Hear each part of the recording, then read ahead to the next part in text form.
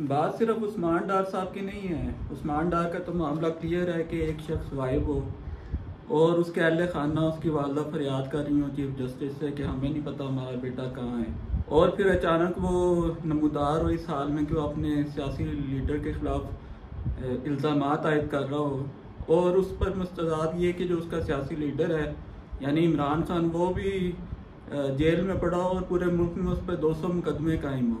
तो मामला सिर्फ उस्मान डार साहब का नहीं है, वो तो खैर उनकी वालदा की एंट्री ने वो सारा मामला ही तलपट करके रख दिया है, इस्टेब्लिशमेंट की सारी प्लानिंग को, कि उन्होंने खुद ऐलान कर दिया है कि मैं इलेक्शन लड़ती हूँ और मैंने इमरान खान का साथ नहीं छोड़ा, मैंने सियासत नहीं छोड़ी, मेरे बेटे ने सियासत छोड़ी है।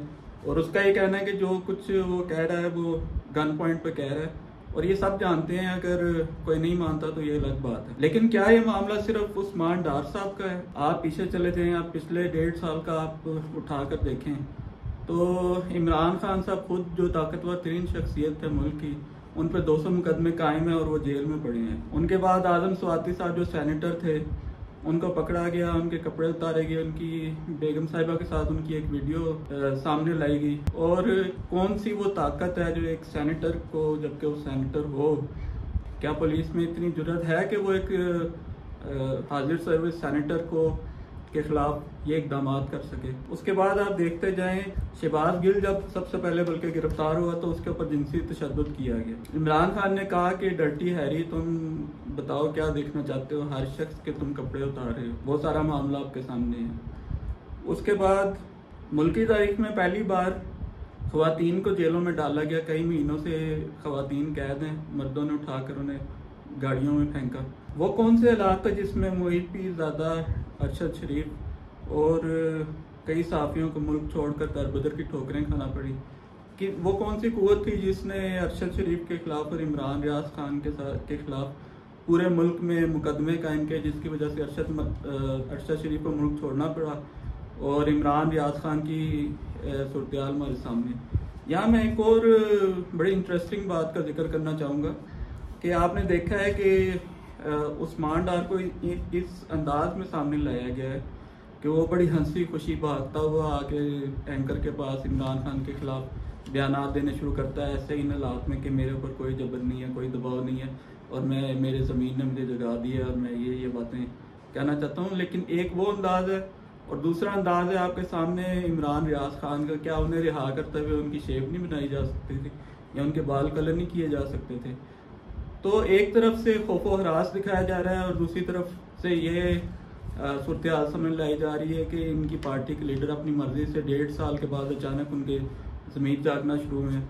आपको याद होगा कि कई जो एक पीटीआई के जो मेंबर असम्बली थे वो जब आए थे अचानक वो बेख्तियार रोना शुरू हो गए थे। आजम खान साहब समेत जो एक लड़ी थी जो वजारत खारजा से लेकर साइफर इमरान खान तक ले जाने की जो जिम्मेदार थी या शामिल थी उसमें, वो सब के सब बिलाखिर इमरान खान साहब के खिलाफ वादा माफ गवाह बन चुके हैं। और आजम खान की दफ़ा इमरान खान ने कहा कि मैं नहीं मान सकता, जब तक मैं आजम खान के मुंह से ना सुन लूँ कि वो मेरे खिलाफ कोई बयान दे रहा है, मैं उस वक्त तक यकीन नहीं कर सकता। अली ज़ैदी साहब ने ये कहा था कि मुझे वो प्रेस कॉन्फ्रेंस करने आए थे लेकिन उन्होंने नहीं की थी, उन्होंने कहा था कि मुझे यहाँ पे गोली मार दो, इससे बेहतर है कि मैं, लेकिन तो दोबारा आए तो वो बजाय हंसी खुशी उन्होंने इमरान खान साहब का साथ छोड़ने का ऐलान किया। और जहांगीर तरीन और परवेज खट्टक की सूरत में पार्टी को तोड़ा गया। सबसे ज़्यादा जो तजर्बा होता है किसी को तोड़ने का वो इस्टेब्लिशमेंट के पास होता है। इनके पास ऐसे केसेस आते हैं जहाँ पे एक शख्स के पास राज होते हैं और इन्होंने वो राज निकलवाने होते हैं और वो राज निकलवाने के सब हर पे इनको आते हैं।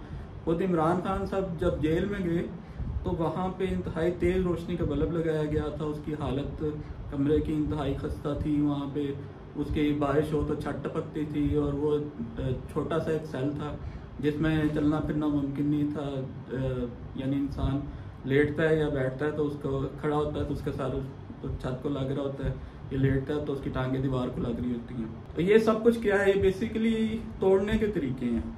लेकिन इस सब का नुकसान ये है कि नफरत पैदा हो रही है।